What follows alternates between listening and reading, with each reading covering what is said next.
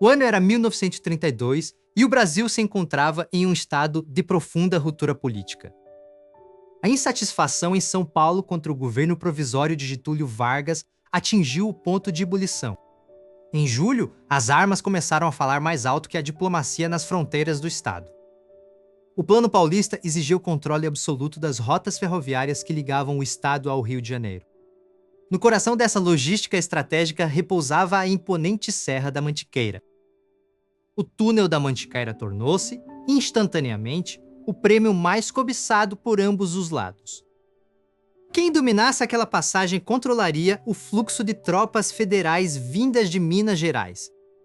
As forças constitucionalistas apressaram-se em fortificar as cristas que cercavam o túnel. Sacos de areia e ninhos de metralhadora foram posicionados estrategicamente acima da entrada. O silêncio da serra era apenas quebrado pelo som das ferramentas contra a pedra. Em breve, aquele silêncio seria substituído pelo estrondo da artilharia pesada. As tropas federais de Vargas começaram a se concentrar no lado mineiro da fronteira. O brilho de centenas de fogueiras denunciava a escala da força invasora. A topografia do local era um pesadelo para qualquer atacante, mas uma bênção para a defesa. Os paulistas sabiam que estavam em menor número, mas contavam com o terreno.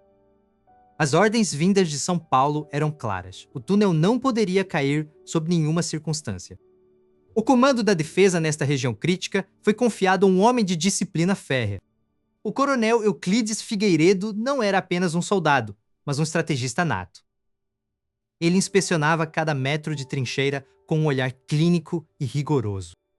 Figueiredo compreendia que a moral de seus homens seria testada até o limite. A logística de abastecimento era precária devido ao bloqueio naval federal. Faltavam munições, remédios e, muitas vezes, comida quente para as tropas. Apesar das carências, o espírito de resistência em 1932 era inabalável. Os primeiros disparos de reconhecimento começaram a ecoar entre os vales. As patrulhas avançadas dos federais testavam as defesas paulistas constantemente. Figueiredo mantinha suas reservas escondidas no interior escuro do túnel. Ele usava a ferrovia como uma artéria para mover homens rapidamente entre os flancos. A inteligência militar reportava que o general federal Góes Monteiro estava preparando um ataque total. O rugido de aviões vermelhinhos do governo começou a ser ouvido nos céus. Bombas começaram a cair, fragmentando as pedras e levantando colunas de poeira sufocante. Os defensores não recuaram, buscando abrigo nas fendas naturais da montanha. Figueiredo sabia que o bombardeio era apenas o prefácio para o avanço da infantaria. A fumaça das explosões se misturava à neblina natural da Serra da Mantiqueira. De repente, o som dos motores cessou e um silêncio pesado tomou conta do vale. Era a calmaria antes da tempestade final que decidiria o destino do túnel. Coronel Figueiredo posicionou-se na entrada leste, aguardando o primeiro sinal de movimento. Ele olhou para seus homens, vendo neles o cansaço, mas também a determinação paulista. Do outro lado da montanha, as divisões federais começaram sua marcha ascendente.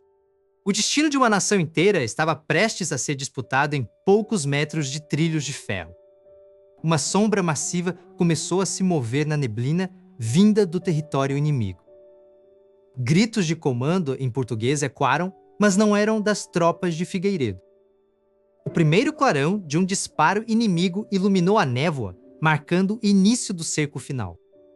O som seco do primeiro disparo inimigo ecoou pelas paredes de pedra da Mantiqueira, silenciando os sons da floresta. Soldados constitucionalistas se jogaram ao chão lamacento enquanto as balas sibilavam por cima de suas cabeças. A confusão se espalhou rapidamente entre os voluntários que nunca haviam enfrentado um fogo tão intenso.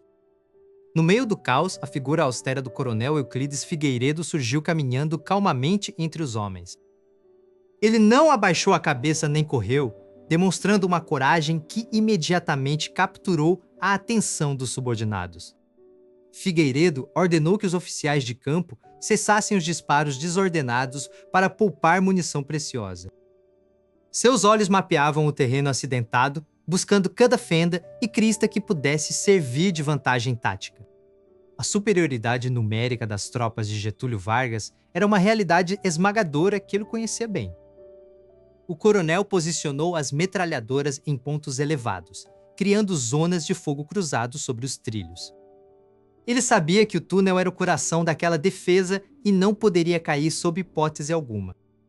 Com gestos precisos, ele redistribuiu os pelotões de voluntários, misturando novatos com veteranos mais calmos. O ar estava impregnado com o cheiro de pólvora queimada e a umidade persistente da serra. De repente, um novo bombardeio de artilharia federal começou a fustigar as encostas acima do túnel. Estilhaços de pedra voaram pelo ar, forçando os homens a se encolherem em suas posições precárias. Figueiredo permaneceu em pé, observando a trajetória das explosões para identificar a localização dos canhões inimigos. Ele pegou o telefone de campanha e gritou ordens para a bateria constitucionalista posicionada na retaguarda. O duelo de artilharia iluminou a montanha como se o próprio céu estivesse partindo em dois. Horas de combate contínuo começaram a cobrar seu preço no rosto cansado dos defensores de São Paulo. O coronel passou pelas fileiras distribuindo palavras de encorajamento e verificando o estado das armas. Ele explicou que a resistência ali não era apenas militar, mas um símbolo da luta pela Constituição. O batedor da vanguarda retornou correndo com notícias de que a Cavalaria Federal tentava flanquear a posição pelo sul. Figueiredo não hesitou e enviou seu destacamento de elite para bloquear o desfiladeiro secundário. As baixas começaram a chegar ao hospital de campanha improvisado dentro de um vagão ferroviário. O silêncio dos feridos era mais ensurdecedor do que o barulho dos próprios canhões lá fora. Euclides Figueiredo sabia que o moral dos seus homens dependia de sua presença constante no fronte. Ele organizou um sistema de rodízio para que os soldados pudessem descansar alguns minutos dentro do túnel. O suprimento de água estava diminuindo e as comunicações com o Comando Central em São Paulo falhavam constantemente. Apesar disso, cada ataque frontal das tropas federais era repelido com uma ferocidade inesperada. O coronel utilizou a topografia da serra para esconder suas posições de metralhadora até o último momento. Quando o inimigo avançava pelos trilhos, era recebido por uma chuva de chumbo que vinha de lugares invisíveis. Figueiredo anotava cada movimento em seu diário de campo, preparando o relatório de uma guerra de desgaste. Ele lamentava a perda de cada jovem voluntário, muitos dos quais eram estudantes sem treinamento prévio. Mas ele sabia que a fraqueza agora significaria a derrota total do movimento constitucionalista. O entardecer trouxe uma calmaria suspeita que preocupava os oficiais mais experientes. Figueiredo ordenou que patrulhas de reconhecimento fossem enviadas para garantir que não haveria surpresas noturnas. A logística era um pesadelo e o coronel passava noites em claro remanejando o pouco que restava. Em um momento crítico, ele mesmo assumiu a linha de frente para repelir um pequeno grupo de infiltrados federais. Sua coragem física era o cimento que mantinha unida aquela defesa em pedaços. As notícias vindas de outras frentes eram desanimadoras, mas Figueiredo manteve o segredo para não abalar a tropa. Subitamente, o som de motores pesados ecoou pelo vale, algo que os constitucionalistas não possuíam. O coronel Euclides Figueiredo olhou pelo binóculo e viu a silhueta ameaçadora dos blindados federais avançando sobre a serra. O coronel Euclides Figueiredo baixou os binóculos enquanto o som metálico das lagartas dos blindados ecoava pelo vale. Ele ordenou imediatamente que as peças de artilharia fossem posicionadas nas fendas ocultas da encosta. Os soldados paulistas verificaram suas munições escassas com mãos trêmulas, mas firmes. O primeiro disparo federal atingiu a face de granito acima da entrada do túnel, espalhando estilhaços mortais. Figueiredo permaneceu em pé, ignorando a poeira que cobria seu uniforme oficial. O contra-ataque constitucionalista começou com um rugido seco das metralhadoras posicionadas no topo do morro. As fumaças pretas das explosões começaram a preencher o interior do túnel da Mantiqueira. O coronel sabia que cada minuto de resistência era vital para a defesa da capital paulista. As tropas federais tentaram uma investida frontal pelos trilhos da ferrovia. O impacto das granadas transformou o leito ferroviário em um cenário de caos e metal retorcido. Os voluntários civis lutavam lado a lado com os militares experientes sob o comando de Figueiredo. O cheiro de pólvora e terra molhada tornou-se o aroma sufocante daquela tarde sangrenta.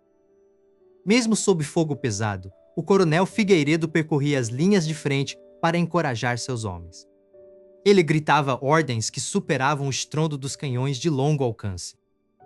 Uma patrulha inimiga tentou escalar o paredão lateral para flanquear os defensores do túnel.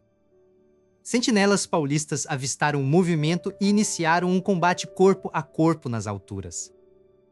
O solo da serra bebia o sangue de brasileiros que lutavam por ideais opostos.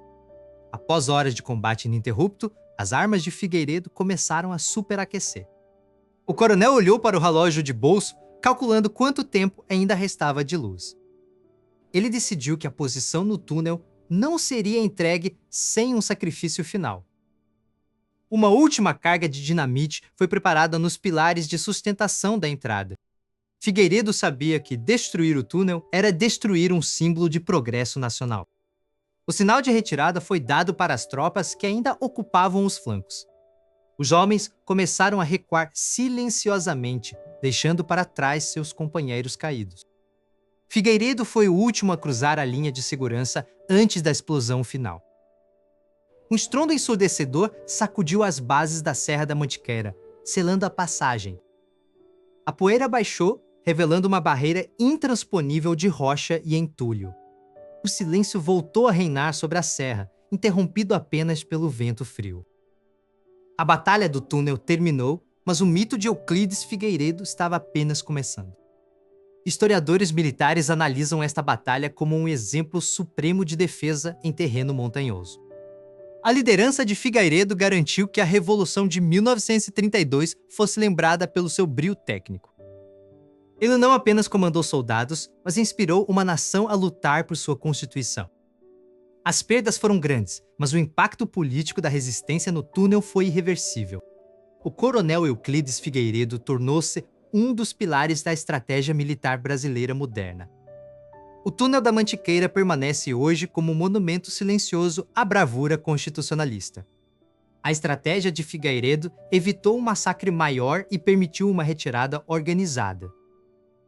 O sacrifício dos heróis de 1932 foi finalmente honrado pela história oficial décadas depois. As novas gerações de oficiais estudam suas táticas como exemplo de resiliência sob pressão. As nuvens agora passam tranquilas sobre os picos que outrora tremeram com o fogo dos canhões. A história de Euclides Figueiredo e do Nel da Mantiqueira é a prova de que a coragem não conhece a derrota.